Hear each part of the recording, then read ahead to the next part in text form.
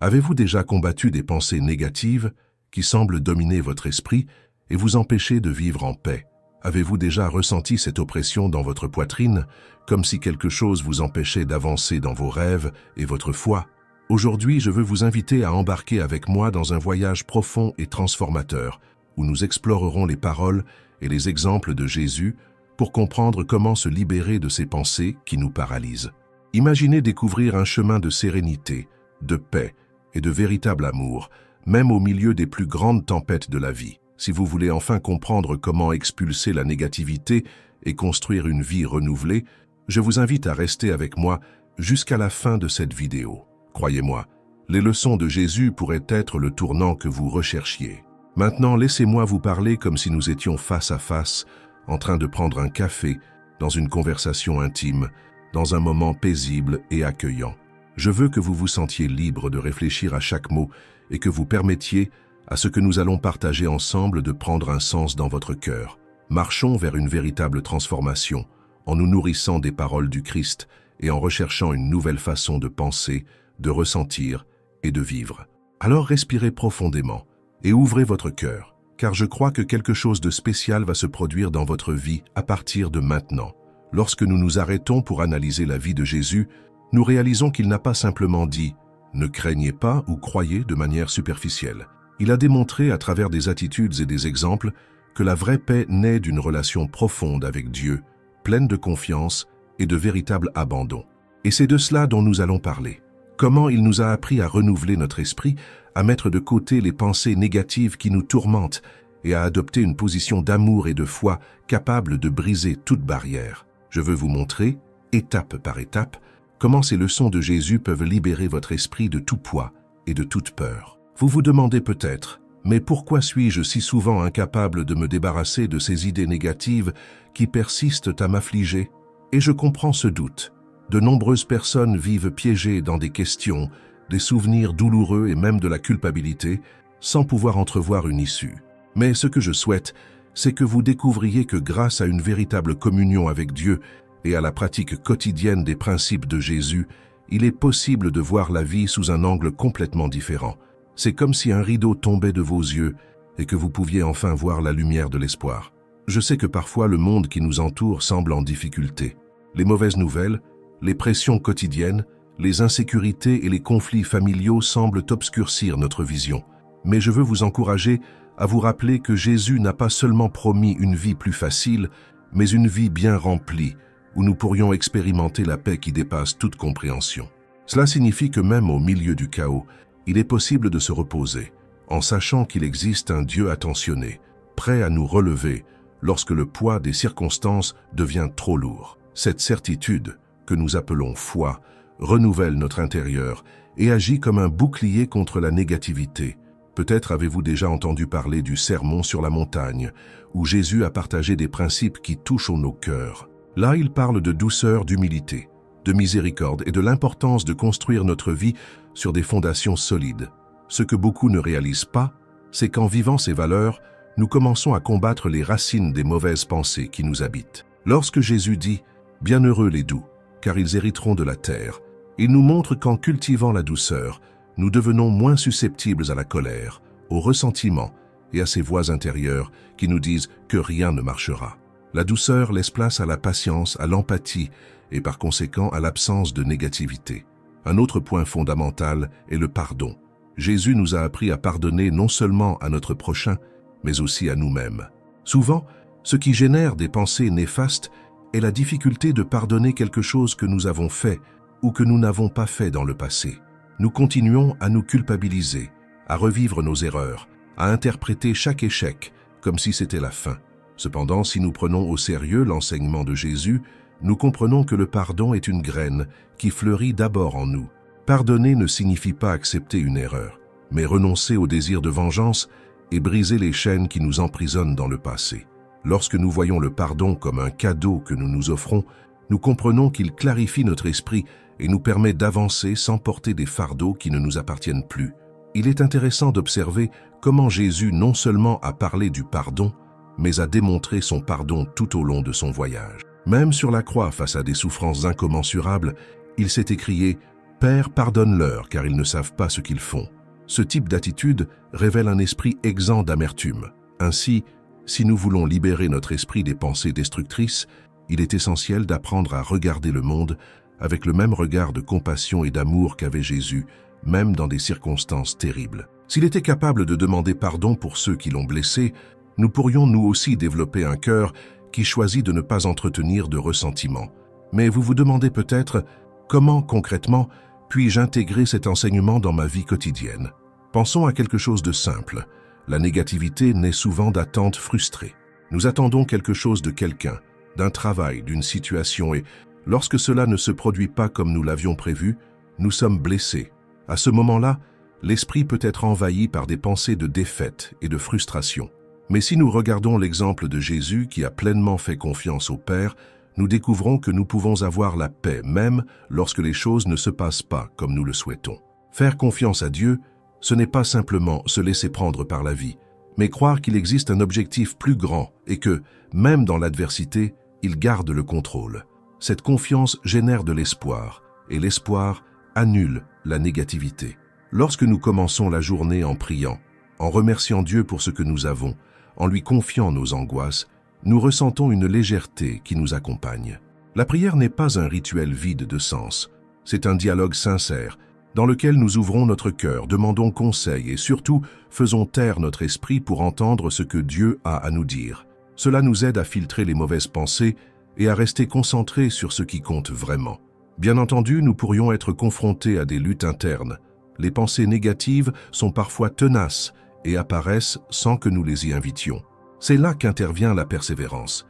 Jésus a parlé de persévérer dans la foi et l'obéissance, même lorsque tout semble contraire. Il nous appelle à faire de la parole de Dieu notre subsistance quotidienne, pas seulement en temps de crise. Lorsque nous lisons, méditons et réfléchissons sur les vérités bibliques, nous commençons à remplir notre esprit de messages d'espoir, d'encouragement et de direction divine. Cela fonctionne comme un répulsif contre les mauvaises idées qui tentent de se loger en nous. Avez-vous déjà remarqué comment, parfois, un simple verset peut faire ressortir une force que nous ignorions avoir? Pensez à Jean 16, 33, lorsque Jésus dit « Vous aurez des tribulations dans le monde, mais prenez courage, j'ai vaincu le monde ». En une seule phrase, il nous rappelle que les difficultés font partie de la vie, mais que nous pouvons avoir du courage, car il a triomphé de tout. Cette victoire de Jésus signifie que même les pires batailles mentales peuvent être gagnées lorsque nous nous basons sur cette même foi. Cela nous libère de la peur, de l'angoisse et du pessimisme, car nous réalisons que nous ne sommes pas seuls. Ainsi, pour éliminer les nuages noirs qui persistent à planer au-dessus de nos têtes, nous devons nous nourrir quotidiennement de ce que Jésus a dit. Nous devons nous rappeler à quel point nous sommes précieux aux yeux de Dieu, qu'il prend soin de nous comme un berger prend soin de ses brebis. Si d'un côté des pensées négatives tentent de nous convaincre que nous ne valons rien ou que rien de bon ne nous attend pour l'avenir, la voix du Christ révèle exactement le contraire. Nous sommes aimés, nous avons un but et nous pouvons créer une nouvelle histoire à chaque nouvelle aube. Il y a un passage très connu dans Matthieu 6, 25-34 où Jésus nous dit de ne pas nous inquiéter de notre vie, de ce que nous allons manger ou boire, ou de nos vêtements. Il nous invite à observer les oiseaux du ciel, qui ne plantent ni ne récoltent, mais dont Dieu prend soin. Et il conclut en disant que nous valons bien plus que les oiseaux. Qu'est-ce que cela signifie en pratique? Cela signifie que lorsque notre esprit est bombardé d'inquiétudes et de peurs, nous devons nous rappeler que nous avons un Père céleste attentif à chaque détail. Cette certitude est un antidote naturel à la négativité. Mais peut-être pourriez-vous dire, il est facile de dire « ne vous inquiétez pas », mais qu'en est-il lorsque les choses se passent mal, lorsque tout va mal? Je comprends, car les problèmes semblent souvent trop importants. Mais Jésus ne nous a pas promis l'absence de défis. Il nous a promis d'être avec nous dans toutes les situations. Cela signifie que nous ne devons pas faire face seuls à une quelconque lutte. Et lorsque nous nous souvenons de cette vérité, notre esprit trouve un espace de confiance et la peur diminue. Peut-être vivez-vous un moment de douleur, de perte ou même de doute quant à vos capacités. Dans ces moments-là, la négativité peut se transformer en une sorte de brouillard qui nous empêche de voir la sortie. C'est là qu'il devient encore plus nécessaire de se souvenir des paroles de Jésus. « Venez à moi, vous tous, qui êtes fatigués et chargés, et je vous donnerai du repos. » Cette déclaration n'est pas seulement poétique, c'est une promesse de repos, d'un lieu où l'on peut se réfugier et surtout trouver un soulagement mental. Lorsque nous croyons cela, le simple fait de faire confiance à la présence de Dieu commence à dissiper les pensées de défaite. Je vois que beaucoup de gens s'accrochent à d'anciennes blessures, portent dans leur cœur des traumatismes qui n'ont jamais été traités, et cela se reflète dans les idées négatives qui surgissent quotidiennement. L'une des façons dont Jésus nous enseigne pour briser cette chaîne est la pratique d'aimer notre prochain. Il nous dit d'aimer même nos ennemis, de prier pour ceux qui nous persécutent. À première vue, cela semble absurde. Cependant, si vous regardez attentivement, vous réaliserez que lorsque nous souhaitons du bien aux autres, même s'ils nous ont fait du mal, nous libérons notre propre cœur du ressentiment. Et un cœur libre de ressentiment est un cœur moins enclin aux pensées lourdes. Pratiquer l'amour, la compassion, le pardon et l'humilité sont de puissants remèdes contre la négativité. Il ne s'agit pas d'ignorer la réalité ou de prétendre qu'il n'y a pas de problème, mais de choisir une attitude de gentillesse et d'espoir face aux situations. La gentillesse est capable de transformer l'environnement, en apportant la lumière là où il n'y avait que l'obscurité. Ce que Jésus a fait tout au long de sa vie, c'est de diffuser cette lumière à travers des enseignements, des guérisons et des gestes de miséricorde. Et tout cet exemple est toujours vivant et applicable aujourd'hui. Ce n'est pas quelque chose de lointain ou de théorique. C'est une réalité que nous pouvons expérimenter si nous suivons les traces du Christ et le laissons guider nos pensées. Lorsqu'on parle de l'Esprit, il est également pertinent de mentionner le moment où Jésus a été tenté dans le désert. Il resta à jeun pendant 40 jours et pendant cette période, fut confronté au diable à toutes sortes de suggestions contraires au plan de Dieu. Même s'il était fatigué et affamé, Jésus a répondu à chaque tentation avec les Écritures. Cela montre que la connaissance de la parole et la fermeté dans la foi sont essentielles pour vaincre les voies trompeuses qui tentent de nous détourner du chemin. Si nous voulons contrôler nos réactions internes, nous devons apprendre à combattre ces voies négatives avec la vérité. Et la vérité est en Jésus. Chaque fois qu'une pensée de défaite ou de désespoir surgit, nous pouvons nous rappeler une parole biblique qui s'oppose à ce mensonge. C'est un exercice quotidien mais extrêmement enrichissant, car, avec le temps, l'esprit apprend à rejeter ce qui ne vient pas de Dieu. Un point qui retient mon attention est à quel point la gratitude peut changer notre état mental. Jésus était constamment reconnaissant envers le Père. Dans plusieurs passages, il rend grâce avant d'accomplir des miracles, montrant que la gratitude nous ouvre les portes de la sollicitude divine. Et savez-vous pourquoi c'est si important? Lorsque nous sommes reconnaissants, même pour les petites choses, nous nous concentrons sur ce que nous avons déjà, sur ce que nous avons déjà réalisé, au lieu de laisser place au regret et à l'insatisfaction. Cette attitude mentale, nourrie par l'exemple de Jésus, annule la force des pensées négatives, car notre regard n'est pas focalisé sur le manque, mais sur les bénédictions. Je sais que parfois la douleur est grande, et nous ne voyons aucune raison d'être reconnaissants. Mais c'est là que la foi entre en jeu. Croire que, même dans les circonstances les plus difficiles, Dieu continue d'écrire des chapitres de sollicitude dans notre histoire. Un cœur reconnaissant n'est pas un cœur qui vit dans le déni, mais un cœur qui choisit de voir au-delà du problème. Et quand on choisit de voir au-delà, l'espoir fleurit. L'espoir est le diamant le plus rare que nous puissions porter en nous. Il brille même dans l'obscurité et nous fait comprendre que le désert n'est pas éternel. Il est également important de dire que Jésus ne nous a pas appris à être passifs face à la vie. Il nous a encouragés à prendre des initiatives, à chercher Dieu d'abord et à mettre nos dons au service des autres. Lorsque nous nous engageons dans quelque chose qui nous dépasse, lorsque nous servons, lorsque nous donnons de nous-mêmes, notre esprit est rempli de nobles objectifs. Et un esprit plein d'objectifs n'est pas un terrain fertile pour la négativité. Pensez, si vous êtes occupé à aider quelqu'un dans le besoin, vous ne dépenserez guère d'énergie pour alimenter des pensées destructrices. Par conséquent, Jésus nous enseigne que celui qui veut être le plus grand soit celui qui sert le plus. Cette logique de service, si différente de la fierté qui domine le monde, est aussi une arme contre la négativité. Peut-être vous demandez-vous, je veux vraiment surmonter les mauvaises pensées, mais je me sens seul dans ce combat. Que dois-je faire? La réponse que Jésus nous donne est « Ne marchez pas seul ». Nous faisons partie d'un corps, nous avons des frères dans la foi, nous avons des personnes qui peuvent prier pour nous, nous conseiller, partager nos fardeaux. La négativité grandit dans l'isolement, dans le silence de ceux qui ne partagent pas votre douleur. Alors cherchez de l'aide, parlez à quelqu'un en qui vous avez confiance, ouvrez votre cœur. Lorsque nous parlons de ce qui nous afflige, la douleur perd de sa force, Et Dieu agit aussi à travers les câlins, la prière et le souci des autres. Beaucoup de gens pensent que le moyen de surmonter les mauvaises pensées passe uniquement par la volonté. La volonté est importante, mais sans la direction du Christ, elle peut devenir instable. Nous avons besoin d'un guide sûr qui nous éloigne des abîmes de l'esprit. Lorsque Jésus dit « Je suis le chemin, la vérité et la vie », il ne fait pas seulement une déclaration religieuse. Il se présente comme le chemin que nous devons parcourir, comme la vérité qui surmonte les mensonges qu'on nous raconte et comme la vie elle-même qui nous fournit de l'énergie spirituelle. Donc, si votre volonté échoue, rappelez-vous qu'il n'échoue jamais. Et c'est dans cette certitude que nous trouvons un soutien pour continuer. L'une des actions que nous pouvons entreprendre est de réserver du temps quotidiennement pour méditer sur la vie de Jésus. Je ne parle pas d'un rituel compliqué, mais de s'asseoir quelques minutes, de lire un extrait des Écritures et de réfléchir à la manière dont cela s'applique à votre réalité.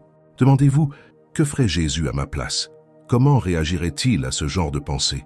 Cet exercice crée une harmonie entre notre cœur et le cœur de Dieu et aide à remplacer la négativité par la sérénité qui vient du Christ. Une autre façon est de développer l'habitude de faire l'éloge. Cela peut paraître étrange, mais lorsque nous chantons ou déclarons des louanges à Dieu, notre esprit se connecte à quelque chose de plus grand et s'éloigne du pessimisme. La louange est une reconnaissance de la grandeur de Dieu et lorsque nous le faisons, nous cessons d'amplifier les problèmes. Jésus lui-même, à différentes époques, a exalté Dieu le Père en public et en privé. C'est un acte simple, mais qui peut complètement changer l'environnement interne et externe.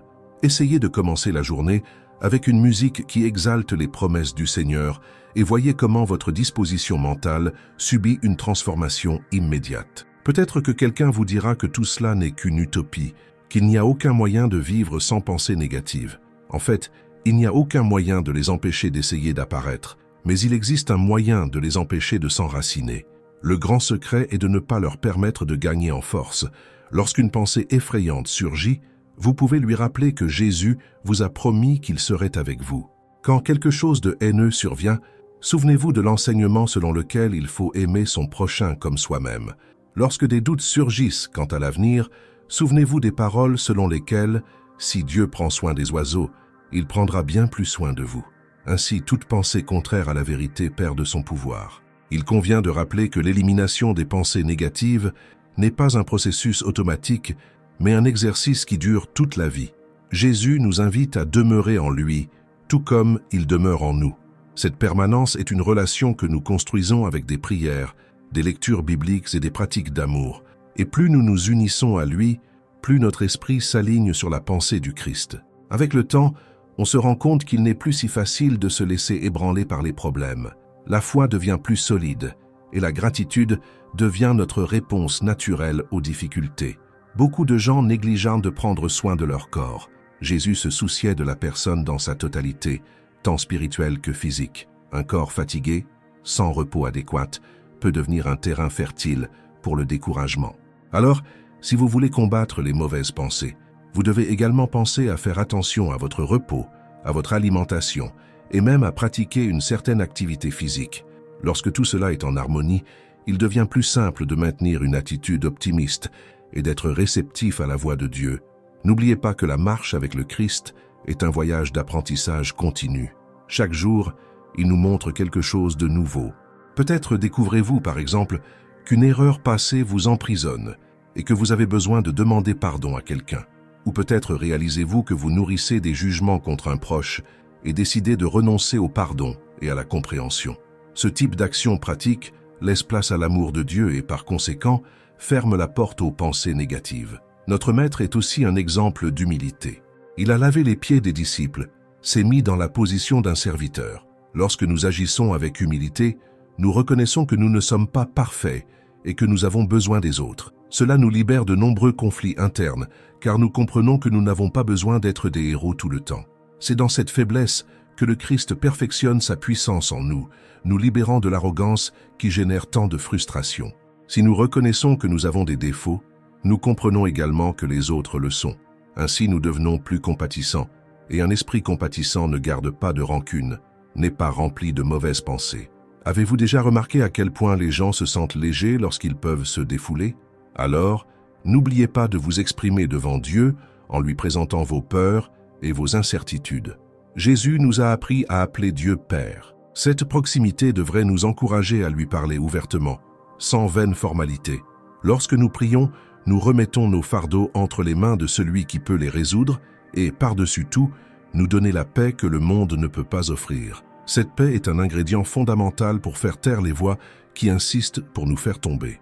Aimer Dieu de tout notre cœur, de toutes nos forces et de toute notre compréhension n'est pas seulement un commandement religieux, mais l'expression de la façon dont nous pouvons ordonner notre esprit. Lorsque nous centrons nos pensées sur Dieu, tout ce qui nous entoure commence à prendre une nouvelle perspective. Ce qui était autrefois trop grand est désormais vu du point de vue d'un Dieu infini. Et dans cette réalité, il n'y a pas de place pour tant de peur. Bien sûr, il arrive parfois que vous vous sentiez faible. À ce moment-là, rappelez-vous que Jésus appelle ceux qui sont fatigués à se rapprocher de lui. Tournez-vous vers la parole, vers la prière, vers la communion avec les personnes de foi. Ce sont les outils qui vous aident à vous remettre sur pied.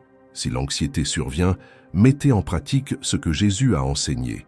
Priez sans cesse, surveillez vos propres pensées et ayez confiance que le Père sait tout ce dont nous avons besoin.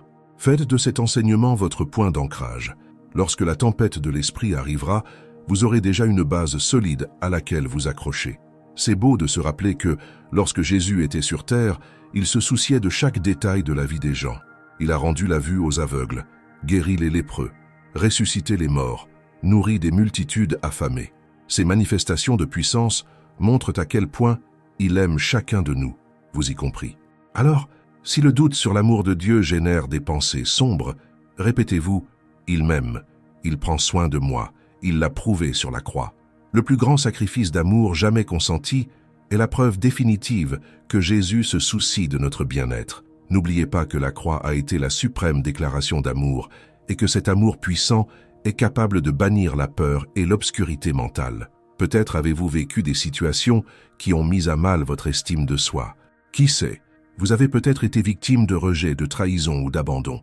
Ces épisodes nous laissent une impression très profonde, mais sachez que Jésus comprend chacune de ces blessures émotionnelles et veut les guérir. Il avait pitié des personnes marginalisées, des malades, des pécheurs condamnés par la société. Il a démontré que l'amour de Dieu embrasse les imparfaits et les transforme. Alors, ne laissez pas les pensées négatives à votre sujet devenir votre vérité. Il existe une plus grande vérité. Vous êtes aimé de Dieu et d'un point de vue divin, vous avez une valeur inestimable.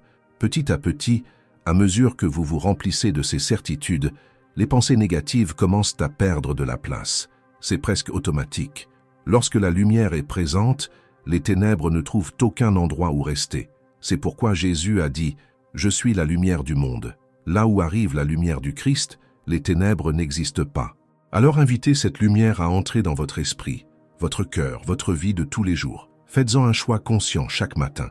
Si vous avez besoin d'un point de départ, je vous suggère de prier quelque chose comme ceci. « Jésus, je sais que mon esprit est troublé par de mauvaises pensées, mais aujourd'hui, je choisis de croire en ta parole. Je choisis de t'abandonner mes angoisses, croyant que ton amour peut dissoudre toute peur. Apprends-moi à voir la vie de ton point de vue. Aide-moi à pardonner, à aimer et à faire confiance comme le Seigneur nous l'a enseigné. Que mon esprit soit renouvelé par ta vérité. En ton nom. Amen. » C'est une prière simple mais sincère qui exprime notre dépendance à son égard. Faire cela chaque jour vous aidera à cultiver un état d'esprit de foi. De plus, il est important de surveiller ce que nous consommons. Jésus a dit que les yeux sont la lampe du corps. Cela signifie que tout ce que nous laissons entrer dans notre intérieur par nos sens peut influencer nos pensées.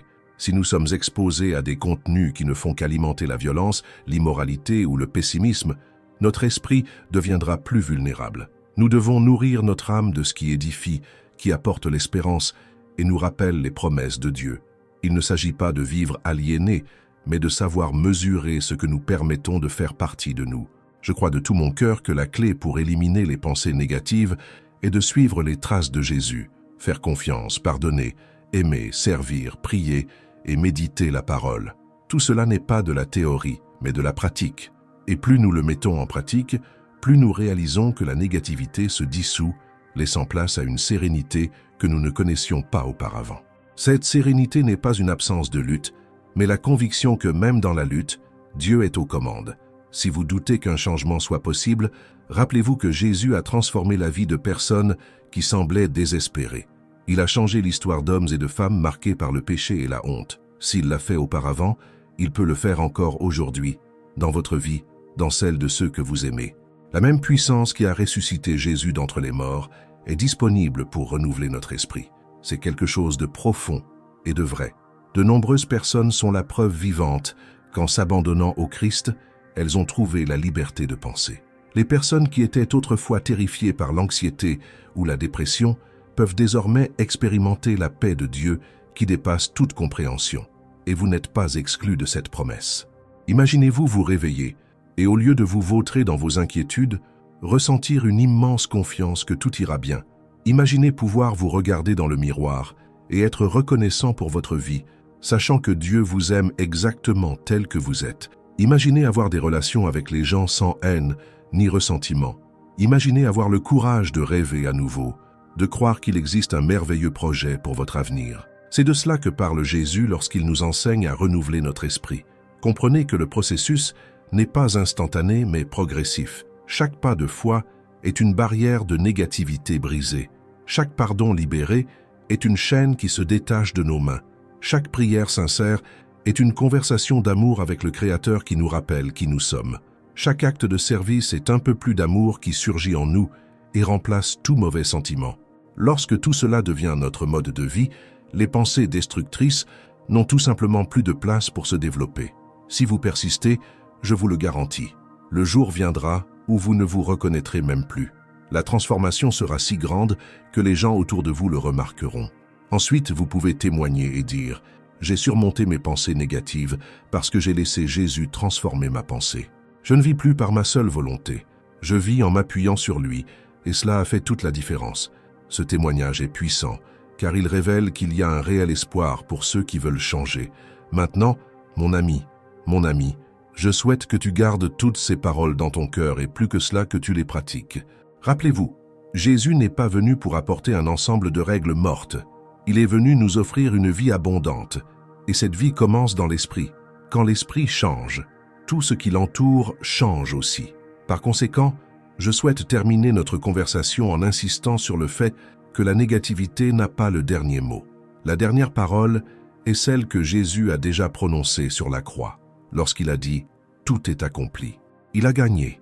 Et si nous sommes en lui, nous pouvons aussi gagner. Je veux poursuivre notre conversation et plonger encore plus profondément dans cet univers d'espérance, de foi et de transformation que Jésus nous présente. Peut-être vous demandez-vous s'il existe réellement une formule secrète pour débarrasser votre esprit de tant de négativité.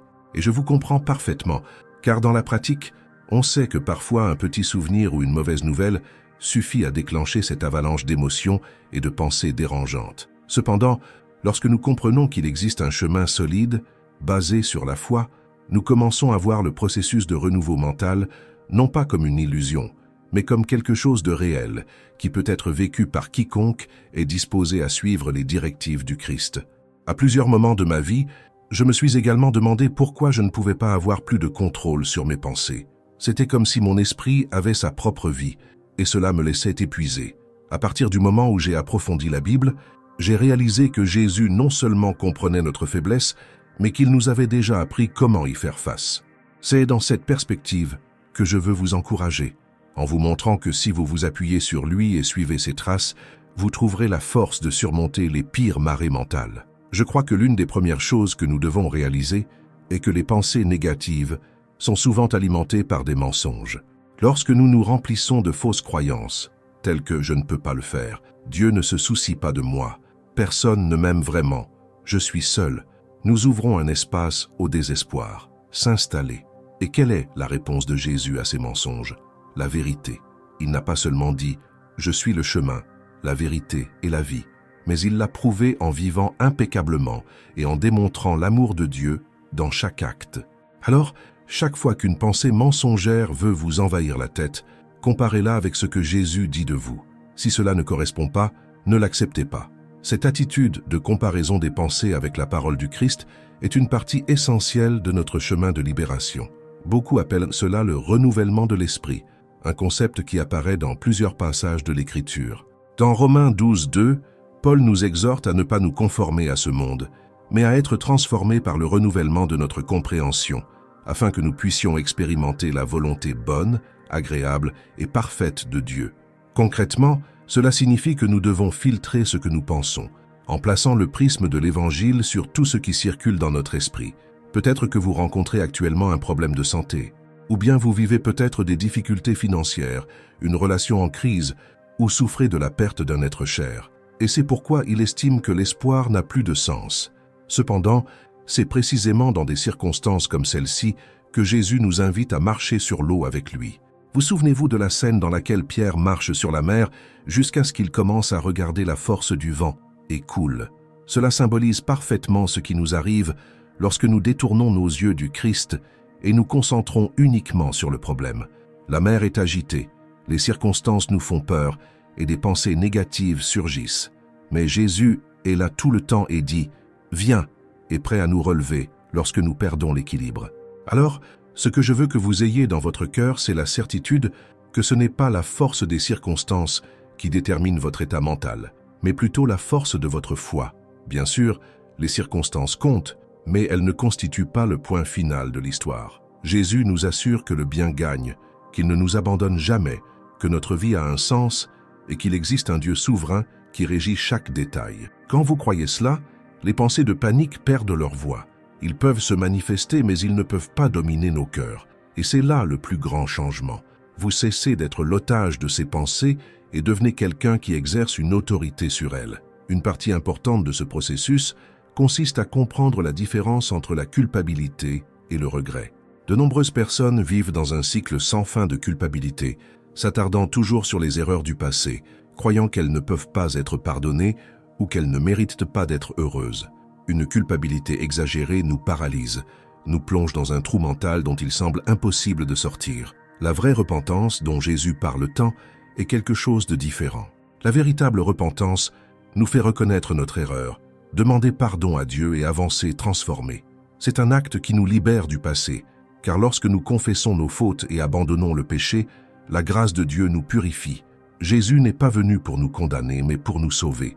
Alors, s'il y a quelque chose du passé qui vous hante, confiez-le à Dieu, confiez-le entre les mains de ceux qui peuvent vous restaurer. Je sais qu'il n'est pas facile d'oublier les erreurs commises, mais comprenez, ce souvenir de l'erreur ne doit pas nécessairement vous torturer. Cela peut simplement vous rappeler à quel point Dieu était miséricordieux et vous a donné de nouvelles chances. Ce genre de changement de perspective fait toute la différence. Au lieu de penser « j'ai fait une erreur et maintenant je suis un échec », vous pouvez penser « j'ai fait une erreur mais Dieu m'a pardonné et je peux recommencer ». Vous voyez à quel point les nuances changent tout? Jésus n'exige pas une perfection inaccessible. Il veut que nous grandissions et mûrissions, et il sait que la croissance implique des revers. Alors, ne laissez pas vos trébuchements devenir une voie de condamnation dans votre tête. Pour renforcer cet état d'esprit positif, il est essentiel de s'entourer d'environnements et de personnes qui vous rapprochent de Dieu. La négativité aime les environnements toxiques, les conversations pleines de potins et d'amertume, l'influence des médias qui ne font que répandre le découragement. D'un autre côté, être entouré de personnes qui encouragent, qui aiment Dieu et partagent la parole, c'est comme ajouter de l'huile au feu de la foi.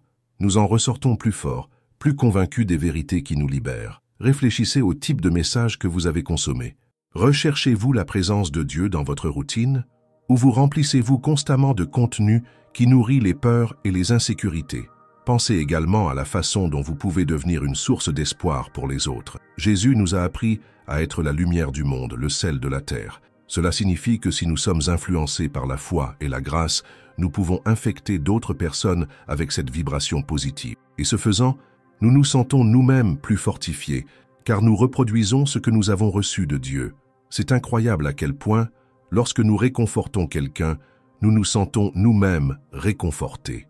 Lorsque nous partageons une parole de foi, notre propre foi se multiplie.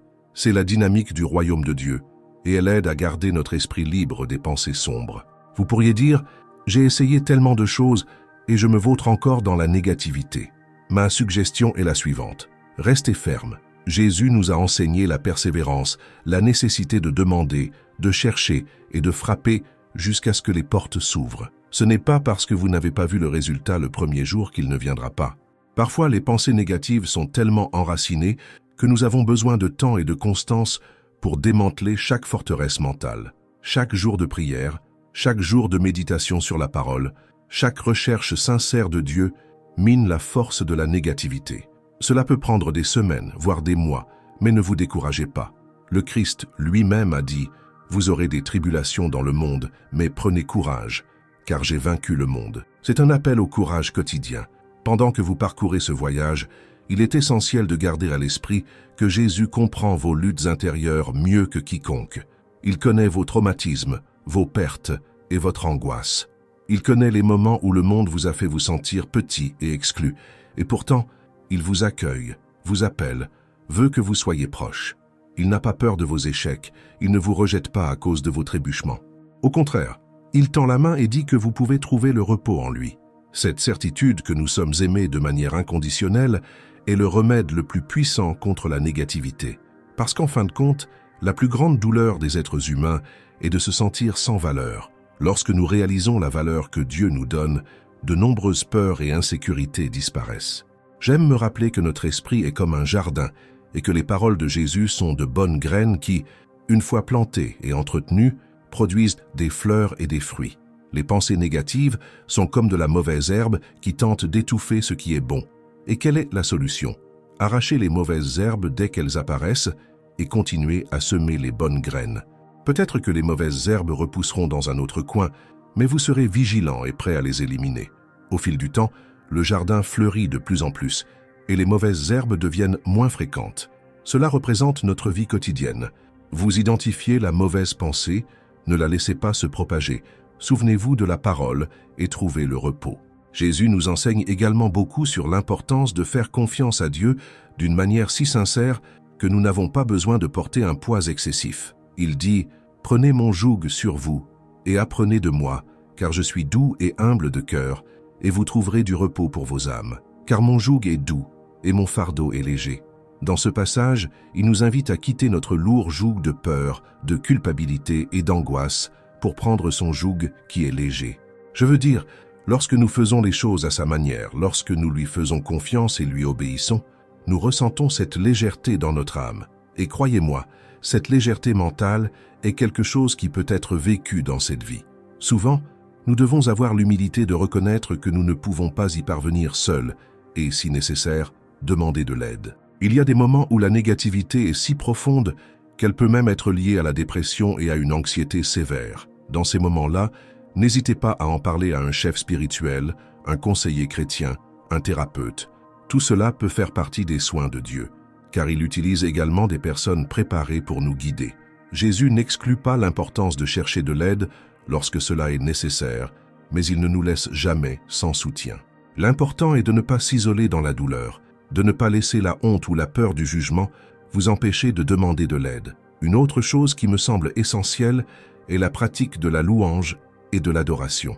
Lorsque nous chantons et louons Dieu, notre esprit s'élève dans une atmosphère de gratitude et de révérence. Les ténèbres ne peuvent pas supporter la lumière que nous émanons lorsque nous louons. Pensez-y, pendant que vous chantez la grandeur de Dieu, il est difficile de se concentrer sur des pensées destructrices, n'est-ce pas?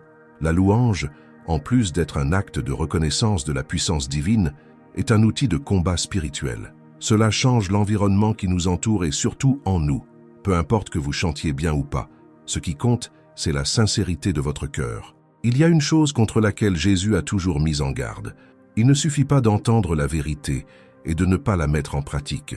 Vous souvenez-vous de la parabole de l'homme qui a construit la maison sur le sable et de ce qu'il a construit sur le roc? La différence ne résidait pas dans le fait d'entendre ou non le mot, mais dans sa pratique. Donc, si vous voulez vraiment éliminer les pensées négatives, vous ne pouvez pas simplement écouter ou lire sur le sujet. Il est nécessaire d'appliquer chaque enseignement dans la vie de tous les jours. C'est se réveiller le matin et prier, même si cela ne dure que 5 minutes, en donnant son esprit à Dieu. Il s'agit, lorsqu'une tentation de découragement surgit, de la confronter à un verset biblique. Lorsque vous faites une erreur, repentez-vous et croyez au pardon, au lieu de vous culpabiliser. C'est, lorsque vous vous sentez en colère, choisir le chemin du pardon et de l'amour. Cette pratique quotidienne est ce qui renforce l'esprit et l'âme. Je sais que parfois il semble plus facile de céder au flot de pensées négatives que de les combattre. Mais rappelez-vous que la victoire passe par la persévérance. Jésus a insisté jusqu'au bout, allant à la croix pour accomplir son dessein. Il savait qu'il souffrirait, mais il savait aussi que la résurrection viendrait. De la même manière, lorsque nous sommes confrontés à une douleur mentale, nous devons avoir cette vision du but, en nous rappelant que, si c'est difficile maintenant, il y a une libération à venir. La croix fut douloureuse, mais elle se termina par le triomphe du tombeau vide. Peut-être êtes-vous aujourd'hui sur la croix de votre souffrance intérieure, mais croyez que vous pouvez aussi avoir une résurrection de joie et d'espérance. N'abandonnez pas à mi-chemin. Lorsque nous parlons de combattre les pensées négatives, nous parlons également d'un acte de confiance, dans l'amour de Dieu. Souvent, la négativité vient du sentiment d'abandon, du fait de penser que nous sommes invisibles aux yeux du Créateur. Mais Jésus a toujours souligné que notre Père Céleste nous aime comme des enfants. Et un Père qui aime n'abandonne pas, n'oublie pas. Si vous respirez en ce moment, c'est le signe que Dieu a encore des projets pour votre vie. Alors, au lieu de vous demander « Pourquoi cela m'arrive-t-il ?», essayez de vous demander « Qu'est-ce que Dieu veut m'apprendre à travers cela ?» Ce simple changement de questionnement vous fait passer de la position de victime à celle d'apprenant, et cela fait toute la différence sur notre santé mentale.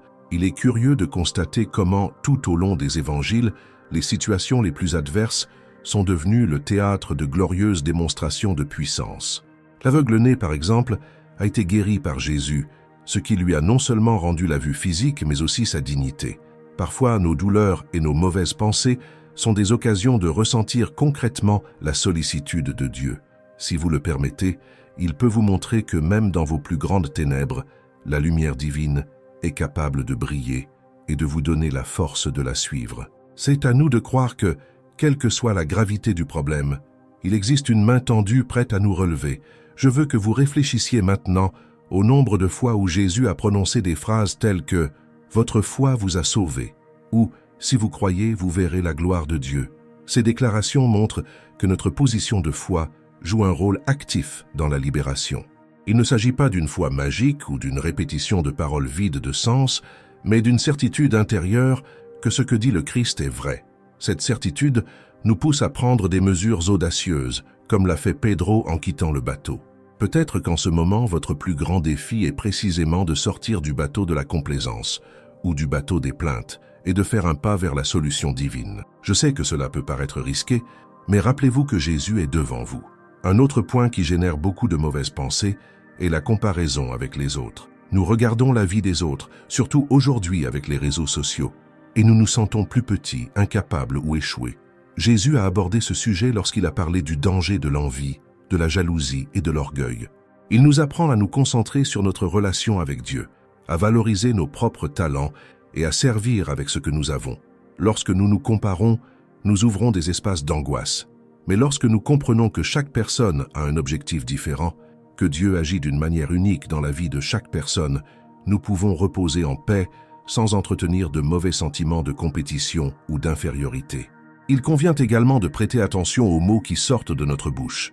Jésus a clairement indiqué que c'est de la plénitude du cœur que la bouche parle. Si vous continuez à prononcer des propos négatifs, à décréter de mauvaises choses dans votre vie, à penser que rien ne fonctionnera jamais, c'est le signe que votre esprit en est saturé. Un exercice utile consiste à essayer de changer votre discours en le mettant en conformité avec les promesses de Dieu. Au lieu de dire « je ne peux pas le faire », dites « je peux tout faire par le Christ qui me fortifie ». Au lieu de dire « cette situation est désespérée », déclarez « Dieu est capable de faire infiniment plus que ce que je peux demander ou imaginer ».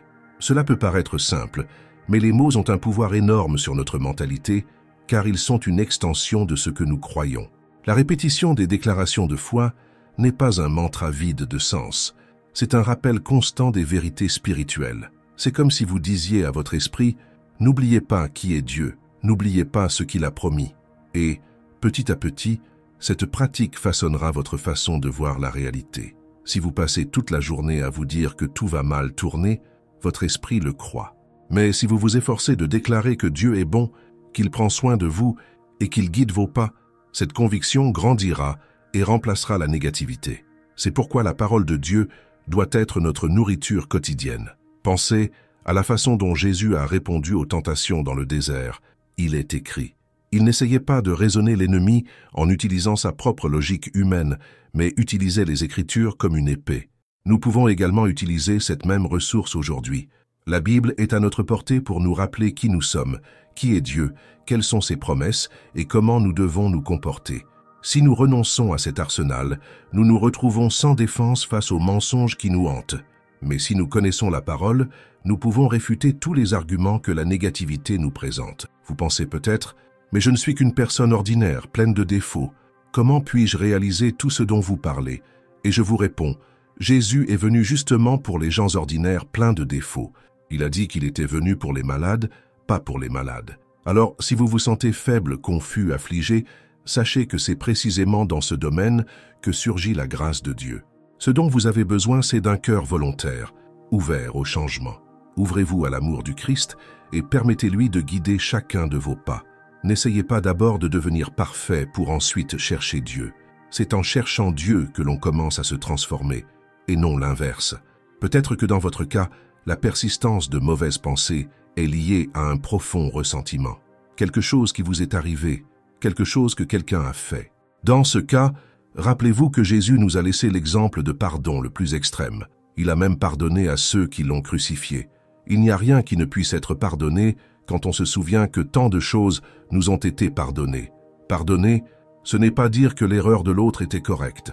C'est choisir de ne pas laisser cette erreur définir votre vie. C'est se libérer du poison que le ressentiment apporte à l'âme. Lorsque vous comprenez cela, pardonner devient un acte d'amour envers vous-même, car il vous libère du tourment des mauvais souvenirs et des hypothèses négatives. Il est possible que, tout au long de ce voyage, vous rencontriez des personnes qui ne comprennent pas votre recherche, qui se moquent de votre foi ou qui tentent de vous décourager. Mais rappelez-vous, Jésus a également été confronté à un malentendu. À plusieurs reprises, il a été critiqué, accusé, persécuté et pourtant il est resté ferme dans son objectif d'aimer, de guérir et de sauver. Ne laissez pas les opinions des autres vous éloigner de la source de vie qu'est Christ. Vous pouvez même écouter des conseils, mais tout filtrer à la lumière de la parole de Dieu. Si vous réalisez que cela ne fait que vous tirer vers le bas, choisissez de rester ferme dans la vérité et continuez d'avancer.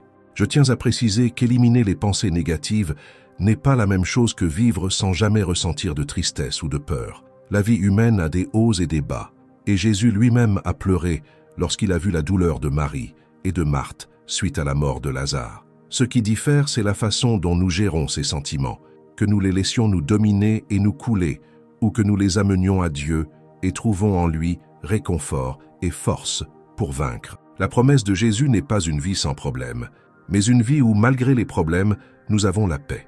Cette paix est le fruit de la certitude qu'il prend soin de nous et nous n'avons donc pas besoin de désespérer. En fin de compte, tout tourne autour d'une relation réelle et vivante avec le Christ. Il ne s'agit pas seulement d'adopter un ensemble de techniques, mais de se connecter avec une personne qui vous aime et veut le meilleur pour vous. Cette personne est Jésus. Il se soucie de votre esprit ainsi que de votre âme, de votre corps et de votre avenir. Il est venu apporter la vie et la vie en abondance. Si vous croyez en lui et suivez ses traces, vous découvrirez que la négativité n'a plus la même force qu'avant. Petit à petit, vous pourrez voir la beauté là où auparavant vous ne voyiez que l'obscurité.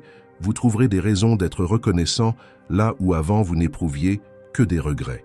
Et c'est libérateur. Si, de temps en temps, la fatigue mentale réapparaît, ne vous en voulez pas. Revenez simplement aux principes dont nous avons discuté ici et rappelez-vous que Jésus est à vos côtés, prêt à vous aider à vous lever autant de fois que nécessaire. Tout comme il a tendu la main à Pierre qui se noyait, il s'adresse à vous maintenant.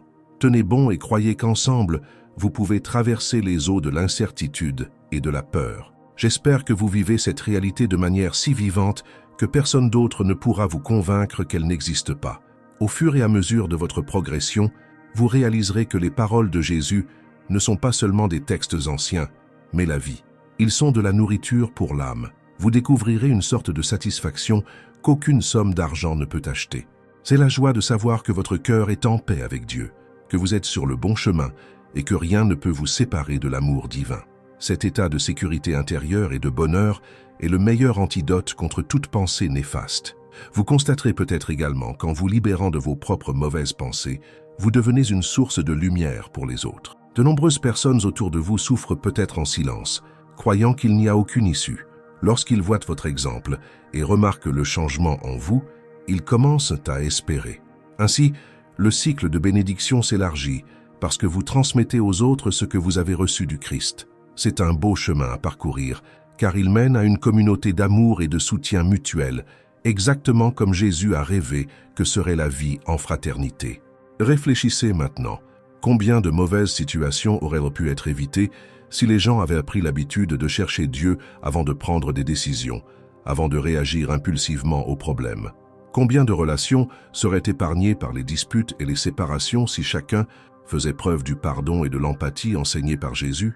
Combien de crises d'angoisse pourraient être soulagées si nous recourions d'abord à la prière et à la confiance dans les soins? C'est un divin. C'est pourquoi j'affirme que les leçons du Christ ne sont pas seulement des idées abstraites, mais des solutions concrètes pour la vie, capables de remplacer les pensées négatives par une véritable espérance.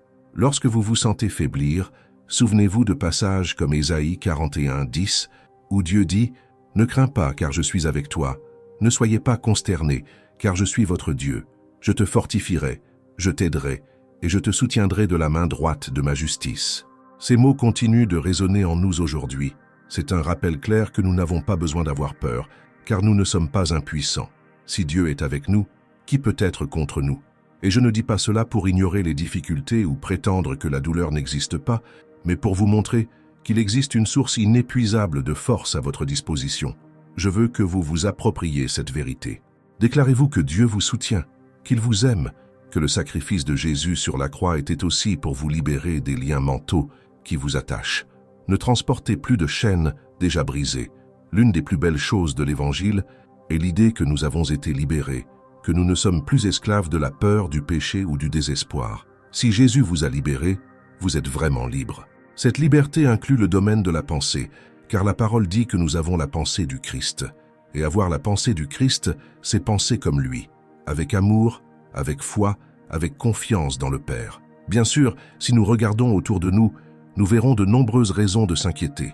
Guerre, violence, injustice sociale, problèmes économiques. Mais même dans ce scénario, Jésus nous rappelle que nous pouvons prendre courage, car il a vaincu le monde. Sa victoire n'était pas superficielle, c'était profond au point de vaincre la mort et le péché. Et s'il a gagné, nous pouvons partager cette victoire en vivant au-dessus de nos circonstances. Il ne s'agit pas de s'aliéner, mais de constater qu'il existe un pouvoir plus grand que les crises passagères. Et cette puissance est à l'œuvre dans la vie de ceux qui croient. Avez-vous déjà imaginé si toute personne qui souffre de pensées destructrices pouvait connaître la paix qui vient de Jésus? Combien de suicides seraient évités? Combien de familles pourraient se relever? Combien de nouveaux départs seraient possibles? C'est pourquoi il est si urgent de parler de libération de l'esprit. Il ne s'agit pas de propagande religieuse, mais d'offrir aux gens une perspective sur la vie qui peut les sauver du gouffre existentiel. Et vous pouvez être un canal permettant à ce message d'atteindre les cœurs affligés. Ne gardez donc pas cette connaissance pour vous. Partagez, que ce soit à travers une conversation intime, ou en transmettant une réflexion à un ami, ou en étant témoin de ce que Dieu a fait dans votre histoire. Quand nous regardons l'attitude de Jésus, nous voyons quelqu'un qui aimait sans réserve, qui avait pitié des malades, des exclus, qui ne discriminait pas les pécheurs, mais leur offrait une chance de changement. Cet amour véritable, lorsqu'il entre dans notre esprit, combat toute voix qui dit que nous ne sommes pas dignes ou que nous n'avons aucune valeur. Car si Dieu lui-même incarné a donné sa vie pour nous, qui sommes-nous pour penser que nous sommes jetables? L'amour du Christ est la réponse définitive à la haine, à la dépression et à l'autodestruction. C'est en lui que l'on trouve des raisons de continuer à se battre alors que tout semble perdu. Maintenant, si à un moment donné vous revenez à d'anciens schémas de pensée, rappelez-vous que vous pouvez toujours recommencer. La vie chrétienne n'est pas une ligne droite, mais un voyage avec des hauts et des bas. L'important est de ne pas se garer au pied-à-terre. Regardez l'exemple de Pierre, qui a renié Jésus à 3 reprises, mais a trouvé la rédemption et est devenu l'un des plus grands dirigeants de l'Église primitive. Cela nous montre que Dieu ne nous définit pas par nos erreurs, mais par les plans qu'il a lui-même élaborés pour nous, des plans de paix et non de mal, pour nous donner de l'espoir et un avenir. Il y a toujours un nouveau chapitre à écrire lorsque l'on est entre les mains de l'auteur de la vie. La négativité, à son tour, aime murmurer qu'il n'y a pas de retour en arrière, que l'erreur était trop grave, que la douleur est insupportable. Mais c'est précisément là qu'intervient Jésus, montrant que, dans la faiblesse, la puissance de Dieu se perfectionne. Cela signifie que lorsque nous sommes faibles, nous dépendons encore plus de lui et voyons sa force se manifester. Ce divin paradoxe nous fait comprendre que la souffrance peut devenir un instrument de croissance et de témoignage. Combien de personnes aujourd'hui sont témoins d'une profonde guérison émotionnelle et disent « Je pensais qu'il n'y avait aucun moyen, mais Dieu a changé ma vie. » Il n'y a pas de plus grand miracle qu'un esprit renouvelé et un cœur restauré. J'espère sincèrement que vous approfondirez ces réflexions et trouverez ce dont vous avez besoin pour passer à l'étape suivante. N'essayez pas de tout faire en même temps, mais commencez. Priez maintenant, si vous le pouvez. Ouvrez la Bible et lisez calmement, en laissant pénétrer chaque mot. Si vous avez envie de pleurer, pleurez en présence de Dieu. Il recueille chaque larme, comprend chaque soupir et vous remplit d'affection. À partir de cette relation profonde, vous verrez la négativité s'éloigner progressivement et céder la place à des pensées constructives et pleines d'espoir. Il n'y a pas de recette magique, mais plutôt l'amour et la grâce divine, alliés à notre décision quotidienne d'écouter la voix de Jésus et de faire taire les voix qui nous découragent. Faites de votre esprit un territoire où habite le royaume de Dieu. Pratiquez la gentillesse, le pardon, la miséricorde et la compassion. Ainsi, vous créez une atmosphère interne qui repousse les germes du mal. Et n'oubliez pas, vous n'êtes pas seul dans ce voyage. Il existe une multitude de personnes qui ont déjà vécu ou sont en train de vivre la même épreuve et qui trouvent dans la foi au Christ la force nécessaire pour surmonter chaque bataille mentale. Je le dis en toute conviction, ça vaut le coup. Cela vaut la peine de faire un effort pour garder votre esprit propre, protégé et libre. Cela vaut la peine de vivre à partir de la perspective de Jésus, car cette perspective nous révèle que nous ne sommes pas ici par hasard, mais avec une mission, une vocation à aimer et à être aimé. Lorsque cette conscience s'épanouit, toutes les pensées d'infériorité ou de désespoir diminuent, car elles trouvent devant elles une vérité bien plus grande, la vérité que nous sommes les enfants bien-aimés du Dieu très haut, créés pour refléter son image et pour jouir de la plénitude qu'il offre. Et quand on découvre cette plénitude, on se rend compte que les circonstances ne sont plus si menaçantes. Ils continuent d'exister, mais ils ne nous définissent plus ni ne dictent notre humeur et nos choix. Au lieu de cela, nous commençons à répondre aux problèmes avec foi et calme, car nous savons que notre destin est en sécurité entre les mains de ceux qui peuvent tout faire. Dans cet état d'esprit, la négativité perd sa capacité à nous emprisonner et nous commençons à vivre en liberté. C'est un voyage qui se construit jour après jour, décision après décision, pensée après réflexion. Petit à petit, vous cessez d'être dominé par les mauvaises voix et apprenez à écouter la voix de Dieu. Et cette voix dit des choses comme « N'aie pas peur, je te fortifie ». Toutes choses concourent au bien de ceux qui aiment Dieu.